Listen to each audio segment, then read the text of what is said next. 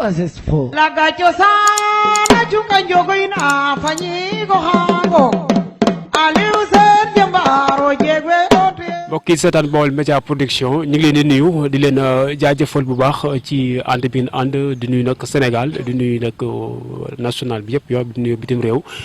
di nuyu aussi tamit suñu mbokku internet yi ñuy bàyyi xel sur la Baol Média Production BMP TV di nuyu Alaaji Faye ci caméra bi ma leen nuyu bu baax di leen jaajëfal saa su ne di nuyu nag toute l'équipe bu baax ñoom ñëpp ma leen nuyu tey ñu am mbégte ànd ak yéen fi nga xam ne moom mooy Touba Ndaga suñu quatrième émission sama mbër ñu fekk si benn champion bu mag muy Sa Ndaga mu nekk fii ci sa Touba Ndaga nekk écurie Lansar bu Thiaroye di nuyu gars yi nga xam ne lañu fekk nag ci dëkk bi yëpp di nuyu kilifa gi nga xam ne mooy kilifa diine ci dëkk bi kilifa aada di nuyu mag ñi ñëpp di nuyu gars yi ne ci ginnaaw ñu ngi leen di ziar bu baax dañuy daal di bàyyi rek Sa mu daal di nuyoo présenté wu ñu soog a dugg ci waxtaan bi Sa dama lay bàyyi rek nga nuyu askan wi nga xam ne ñoo lay seetaan. waaw maa leen nuyu waa Baol Média Production di am kontaan trop ci interview bi ngeen def nii lu nga xamante ni dama ko rafetlu trop parce que lii. waaw dama ci kontaan parce que média yàgg nañ ma seet si mais média bu nga xam daf ma fekk fi nga xam ne fi laa dëkk juddoo fi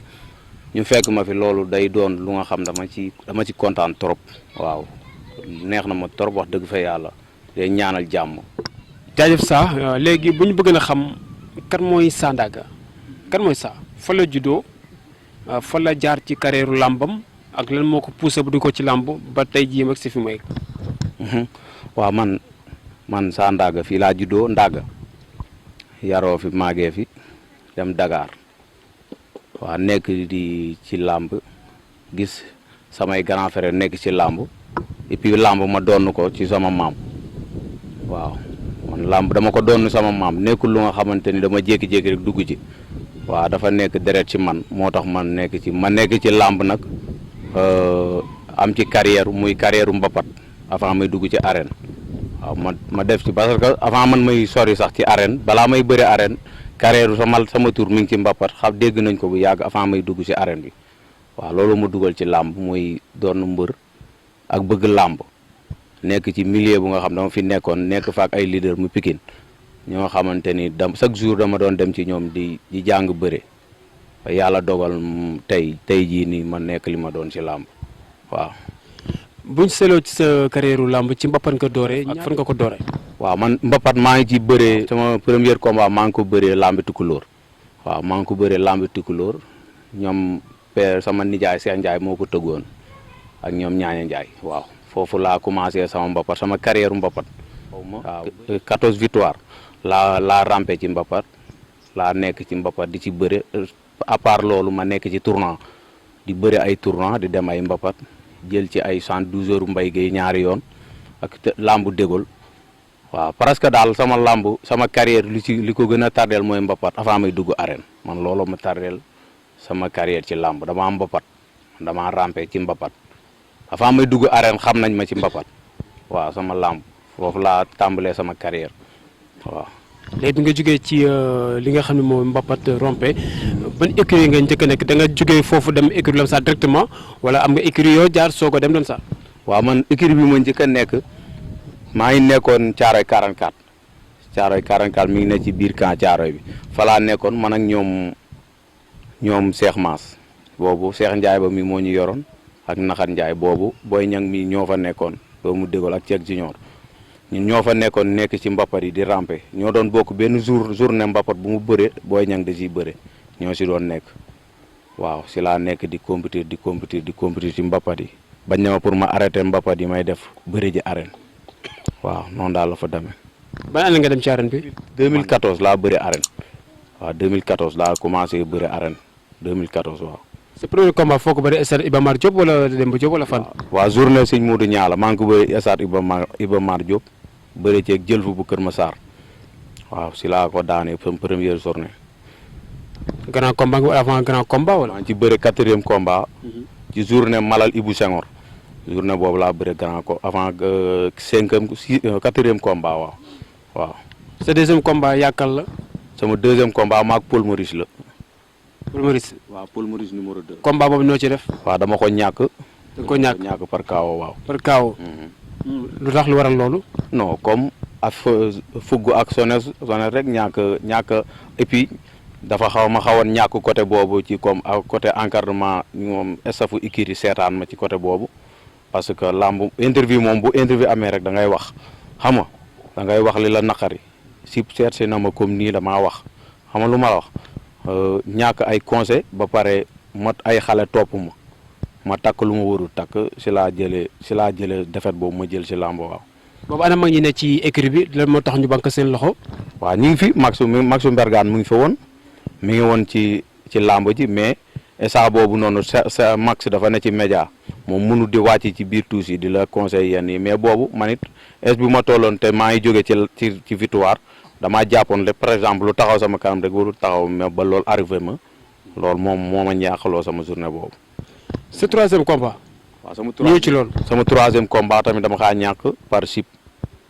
bu rëpp laa ko ñàkk man ak kii Sénégal bu Tëngéej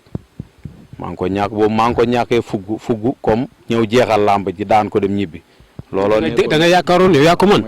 nga taxañ ko boobu dox ci sa kaw parce que damaa sonn ci làmb man damaa bokk ci leader yi nekk zone 6 fee ñi gën a ñime entraînement te gën a ñime làmb waaw parce que boo sonnee ci làmb daj lu ne ci làmb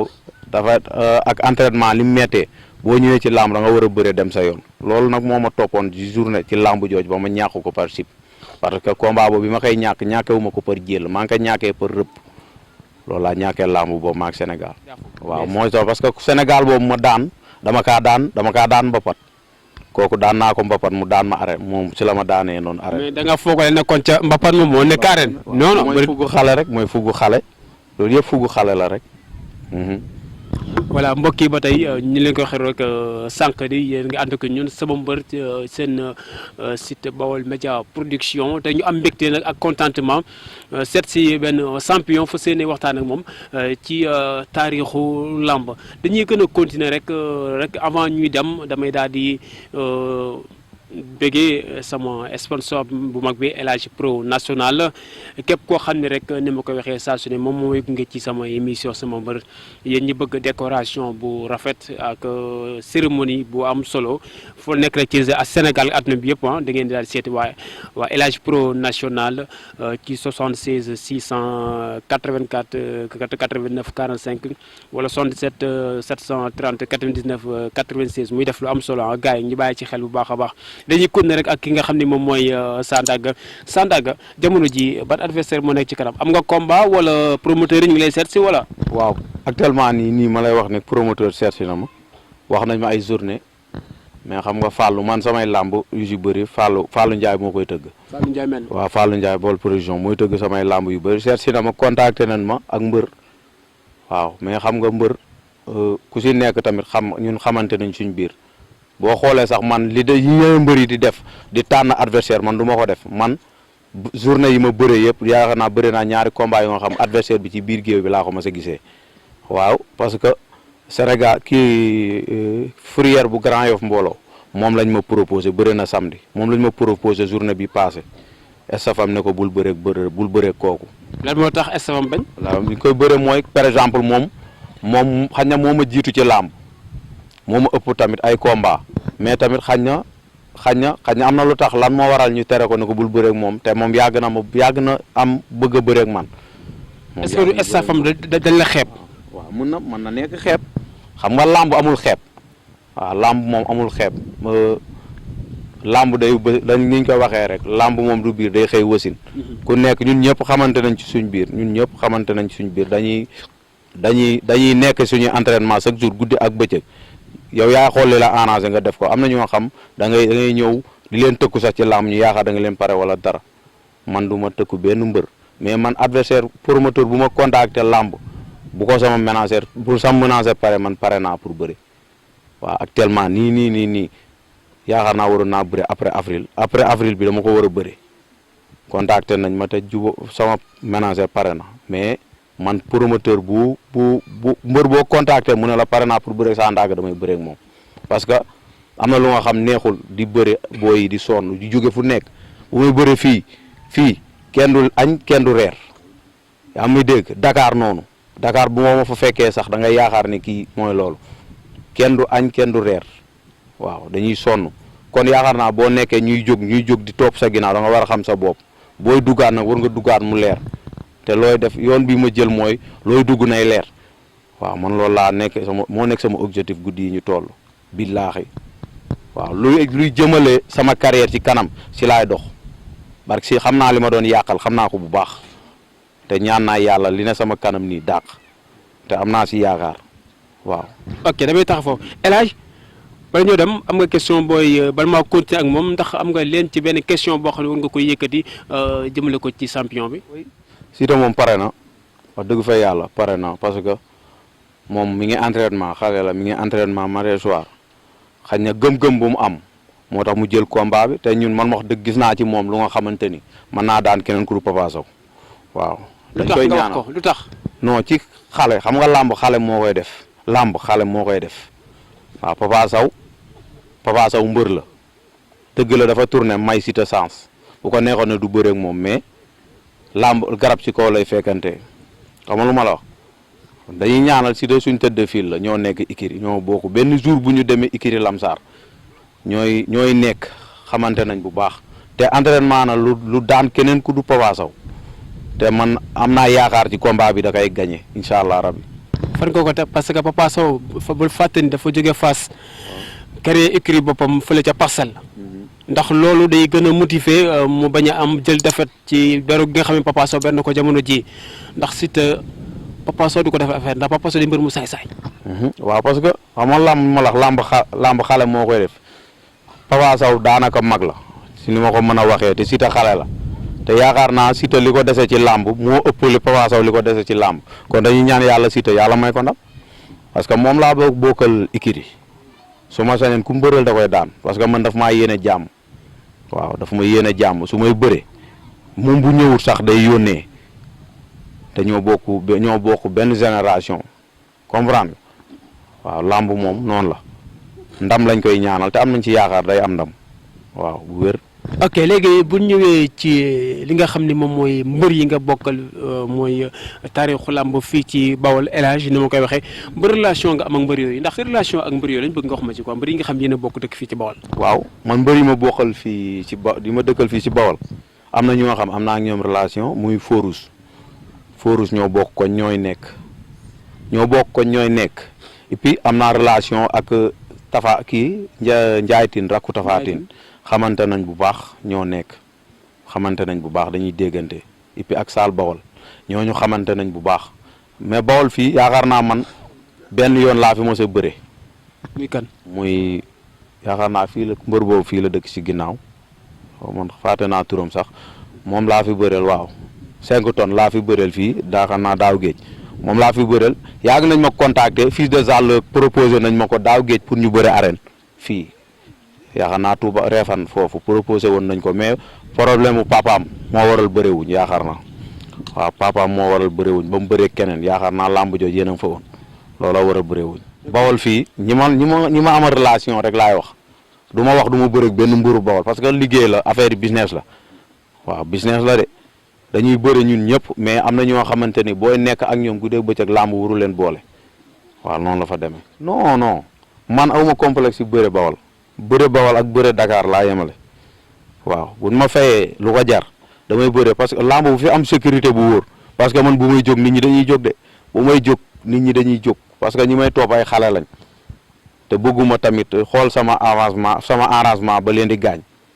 waaw su ma neexoon damay tegle comme mbëri ni ñu amee combat di tegle chaque weer ñuy bëre mais man damay mobiliser te ñi may topp dañuy fere dañuy sonn man defaluma leen dara ñooy def lépp. ñooy def lépp ci sama làmb kon bu may jóg damaa war a xool ni may jógee comme ni ma la waxoon ku ma contacter pour Refane ma bëree damay bëree si foofu waaw promoteur yi Bawol yëpp ñu dégg ko waaw metti na waaw loolu metti na trop parce que mënuñu tëgg ay journée yaakaar naa dimanche samedi bi paase làmb waroon na am mais dafa mujjee dañoo municipal bi dañoo pour ñu pause làmb ji xam nga loolu metti na li fi dugg tamit xañ na feebar bi fi dugg moo tax ñuy ñaan yàlla feebar bi yàlla na ko yàlla jële fe ko ak jàmm waaw loolu moo tax rek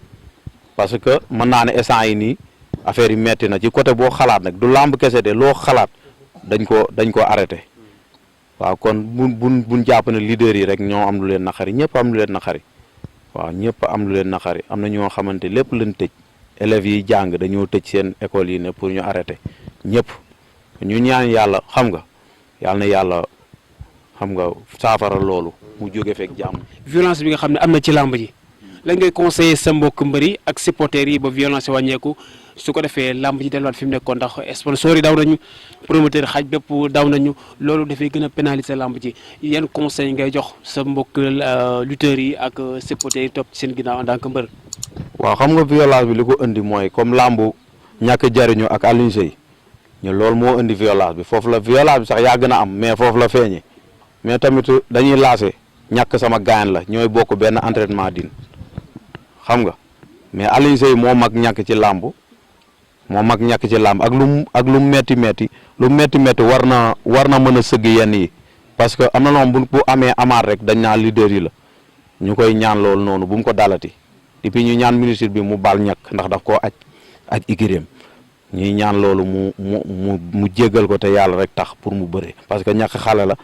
te responsable la dafa am lu ko wër ñun xam nañ ko bu baax waaw ñu ñaan loolu xam nga ñaan mbëri tamit ñu fair play ñu nekk ay nit parce que mbër bu ne mbër rek mais mbër dof la mbër loolu du yoon mbër noobul la mbër ku ko gis da nga kaa war a xam ne kii mbër la mbër warul chaque jour muy def luñ koy xeebee du yoon waaw ñi ñaan loolu daal ministre bi mu jéggal ko te yàlla rek tax. say en tant que stagiaire say lan ban question ngay laaj ki nga xam ne moom mooy champion bi. waaw maa ngi nuyu mbokk yi di leen jaajëfal bu baax ci teewaay bi di nuyu Alaaji Faye suñu caméraman ñu ngi lay jaajëfal Babacar Diouf Abdou li ma lay laaj rek sa Ndaga mooy Ndaga ji nga jël tuddee ko sa bopp ñi laaj ba xam Ndaga jooju lan moo tax nga jël ko tuddee ko sa bopp. tur laaj nga ma lu ma neex loolu am na ñu ma laaj sax ne lan moo tax nga man bi may dugg ci làmb Balla Gaye Junior lañ ma doon woowee ci làmb bëri naa lu mat ay 6 combats mbapat Balla Gaye Junior lañ ma doon woowee mais damaa xam ne man damaa bëgg Ndaga damaa bëgg fii te damay dégg ku nekk di jël di roy ñii di tudd Réfane ñii tudd yeneen dëkk ay leader dëkk fa ma xam ne man tur bi Ndaga war naa ko mën a tuddee sam bopp su ma demee su ma média bu ma seesi wala làmb bu ma am dina sama turu dëkk dina gën a laase wu jëm si kanam loolu waral ma tudd sa Ndaga lu leer laa la wax sa bu ma doon bëre di daanu 10 combats du ma changé parce que am na ñu ne ma changé sa turu dëkk bi ngay wuyoo ci làmb du ma ko mas a changé ci àdduna fekk maa ngi ci làmb loolu du ma ko changé parce que làmb bu doon entraînement par exemple ci gàttal entraînement rek mooy maye victoire man mbër du wéeru sama kaw waaye yàlla baax na daal waaw nañ ñaan yàlla musul lafal ñu cat billaahi. lan ngay wax say supporters yi la bëgg topp ci sa ginnaaw di sonn ndax yow guddeeg ba ca gan lu leen di wax. waaw man li ma leen wax ñoom xam nañ parce que man du ma ci dugg du ma dugg ci làmb wala ma dugg ci dara te tàgguwuma ñi nga xam ne ñoo dëkk Ndaga man lu may dugg dinaa leen woo wax leen. balaa may woo Dakar nga xam fa laa nekk fa ak ñu may topp ñi nga xam chaque jour maa ngi nekk ak ñoom ñii laa njëkk a tàggu waaw li ma leen wax mooy ñu jàppaat rek xam nga làmb moom jeexul waaw làmb jeexul ku xamoon li xew suba xam nga da ngay bàyyi ba suba mais daal ñuy ñaan yàlla na lafal ñu cat daal nañ jàpp rek li si kanam rawati bët yàlla baax na waaw. jaajëf tur bi naka la. Sidi Dieng. Père Sidi xam nga ki nga làngal. kii sama doom la. lan nga mën a wax ci ñoom. li may wax ci moom mooy comme li mu wax laaj de pare yi. dana moom dafa doon bëre te wax na dëgg ki jur baayam muy Maboy mi jur Ibrahima Boy mi jur yaayam kooko jëkk a bëree Ibrahima Boy dikk daa ko woowee Sawta kooko dégg ci lam yi mbëri nag doon xam bëkk dem lay wax benn paa muy nit ci ñoom Baye Talla Diagne Jaraaf Talla Diagne seen i mbëru moo ko ndax xamoon ku ñuy wax Sawta mu ne Sawta méngi gu ne amul doole kooku maa xam ma ne kooku mun naa ma ne ko sama baay la kooku moo jur yaay kii Sawta moomu bëri na ak Fale Douce ba bëri na ak Souley Ndoye bëri na ak góor gu ñuy wax nan cee yow bañ di ban caw yow tongoro dëgg bëri na ak moom nee na ma sama bëreeg Fodé 2000 francs lañ ko fay fekk ko ca kër am nawet avance ko 1000 francs xam nga loolu yàgg na waaw ne mu dugg saxaar dem Dakar bële Fodé lamb ji àggut bi fekk dina xam bëdal si mu daan Fodé bàyyi sawta moo maam yi kii moo def loolu ancien mbër la woon yàggul nelaw sax waaw kon kii bu bëree dafa war a bëre dafa war a bëre bu doon daan téeméer jët daa war a bëre ndax daf ko donn day daw ci deretam loolu moo tax mu dugg ci lamb waaw sama doom la yàlla na ko yàlla jàppale bépp jullit te am naa yaakaar ci moom barke sëñ Bamba. ñu ngi delloo ziar. ci wax ñu tuuti rek ci kii ci Sandaga. waaw saa moom sunu rakk la comme ni ko gars yi waxee moom sunu rakk la tey borom baax la daal xaj na comme làmb la choisir bëgg ko ñu nit duñ mën a def lu dul bëggale ko rek saa bu ñu woowee ñu bàyyi sunu lépp ànd ak moom fu mu ñu woowee ñu wuyu ko fa di ko ñaanal rek li nga xamante ne moo des ci carrière am yàlla na ko ci suñu borom defal lu koy njortam ak mboolem jullit yëpp dëkk bi itam ñun suñ fierté la ndax amuñu lu dul moom te comme benn champion lañ am muy moom mu jël boppam duppe ko Sandaga ñun duñ mën lu dul bootu ci ginnaawam te xam ne moom fépp fu mu amee ndam ñun ñëppay am ndam fu mu échec ñun ñëppay échec kon dañ koy ñaanal li des ci dundam lépp nekk réussite bu boobaa mooy nekk réussite u Ndaga mooy nekk réussite u Sénégal Ndaga bépp ak mboolem Bawol ñëpp ñu fi nekk rek kenn ku ci nekk fa nga nekk bëgg nga sa dëkk jëm ca kanam bëgg nga mu évoluer bëgg nga mu avancer te kon kenn duñu ko avancer ñun ñi fi dëkk ñooy fexe ba jàppoo booloo topp ci ginnaawam ba suñu dëkk fi mu bëgg mu yegg fa ñu ànd ak moom pour mu yegg foofu noonu yéen it ñu ngi rafetlu seen taxawaay ndax lii yàgg nañ ko bëgg te mënuñu ko am kon su ngeen déplacé woo ñëw feeñalal ñu suñu mbër waxtaanal ñoo ak moom suñu dëkk bi itam xam nga maanaam ñëpp gis ni dëkk bi am na benn estar boo xamante ne ñu ngi ci ginnaawam kon dañ koy ñaanal fi ñoom Balla Gaye nekk ñoom Modou Lo yàlla yóbbu ko foofu noonu ci barke Serigne Touba waaw loolu lañ ci amoon lu ñuy participer. sama doom la maa ngi leen di nuyu yéen ñëpp lii kontaan naa ci trop di leen gërëm di leen sant ndax ni ngeen fi ñëw papa maa ngi ci ginnaaw ne waxal ne bu kii waxee doy na waaye Abdou fi mu soqi koo ci mbër maamam mu jëkk ba mu fi ñëwee dañu ubbi làmp ba dëkk fi bëree ko fi indi mu nga dëkk Gànjoom ñu naa ko Maaboy mbër waat bi mu fi nekkee ba am fi njaboot maamam mi jur yaay ñu naa ko góor gi sawta ndakaaru gépp daan na leen ba mu fa yeggee jéeri Sadio mi daan maam Madun Xulle daan Sénégal maamam a ko daan daal di te Sénégal mbërum buur a baax baa doon du ko téq da koy ragal Abdourahmane a ko bàkkoo da koo yenu lébu yeggee lépp nangu ko ci moom dimanche jëddel si ba dimanche jëddel si Abdourahmane laaba bu naa baax bàkk ko mu tëgg mbërum buur a baax baa doon du ko téq da koy ragal te dañ ko doon dawale ba làmb sa fa ñu ne ko yaaman Dakar ñu boole lool riñaanu ko yunu ko cas la ko def tàccu ko comme gon mu jóg léegi yëpp nangu ko ne du yegg foofu léegi bi mu defee noonu bëgguma kat daan na ko ci Dakar daan ko Ndar Rawaas daan Mudu Kan Caaroy daan Cheikh Mbaba daan Bës ko Sow daan Bokk Bukki daan Alaaji Taala Jaañ Yoof daan Suley Ndoy daan kii Abdourahmane moom mooy mbërëm pour loolu ko di Abdourahmane waxal na ko boppam bi mu daanee foofu yow dëngaañ ña fan yëpp ki yëpp moo daan li maasa leen Ndakaaru gépp nag Abdourahmane sëf fi looloo tax mu génne mbërum buura ba baa doole du ko téq da koy ragat te jéere Sadio mi mu daan ku daan Madun Xulle ku ko daan yaaman ñetti fan lañ ko bëre Mbàkke Bawol biréel ca ñetteel bi fan bala ko sogo daan booba lambaay gi bu fi ñëwee ku fi te mu daan la waaye këram a nga woon nen ca ginnaaw foo ngeen génn fi ngeen taxaw booba sàkketu këram nga woon ginnaaw njabootam daa toog Tuuba moom mii bi fi tombeel te dëkk Ngàngu ne nijaayam lañ fi indi fekk ko fii ci ndong kenn mënu koo daan mu daan ko te moom du bëri du mbër amul bëri moom nag bëri da koo donn daa ne ci seeni sitit daye bay maamam amoon nag amu ko waaye bu fekkee ne jamono yi muy jàng bëri dafa fekk mbappa yi doon am fii di fi am dina tëñ yu bari tey mbër gàllaaj kàngu ne yi moo des ak kàggu yi loolu yëpp daa des su ko amoon rek te bu dee mbappa doo ko daan waaye bu dee aareen nga daan ko ndax làmb ku la pop sañ takk la takk ab géew day yàq say gàllaaj loolu la manqué mais sunu doom ju doon du bëree di ju xam bëri kontaan nañ ci moom nag ñun ñi di bàyyi mu ne saa Ndaga tur woowu dafa fonk Ndaga ndax Ndaga day dëkkab cosaan bu mag